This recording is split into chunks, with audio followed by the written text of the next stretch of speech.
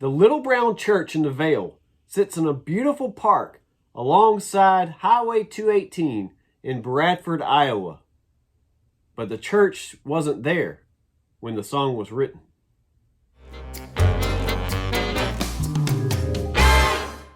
William Pitts, a 27-year-old New York native, was traveling by stagecoach from his home in Wisconsin to Fredericksburg, Iowa.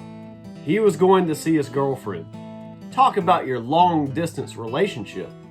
The year was 1857. The afternoon was bright, the weather was good, and the stagecoach decided to make a pit stop in Bradford, Iowa. Yes, Pitts made a pit stop. Pitts took a stroll among the trees to stretch his legs.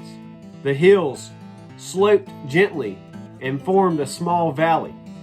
The Cedar River flowed peacefully nearby.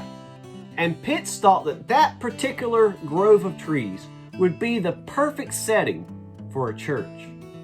Well, that scene stuck in his head, and he went home and wrote out the words and the music to the Little Brown Church in the Vale. But then he stuck it in a drawer and basically forgot about it. 5 years later, Pitts, now a married man, had relocated to Iowa to be near his aging in-laws and to teach music at the Bradford Academy. Now imagine his surprise when he went and walked to that same place, the place that stuck in his mind 5 years previously, and there looked up and saw a little brown church in the exact place where he imagined a church should go. Well, this is how it came about.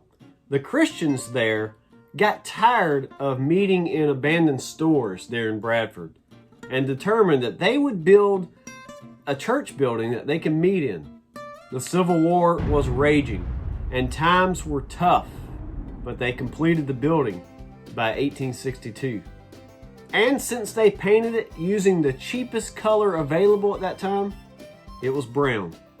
Now to Pitts, this was simply incredible. He saw the Little Brown Church in the Vale. Well, he rushed home and rummaged through his papers that he had packed away, and he found his song.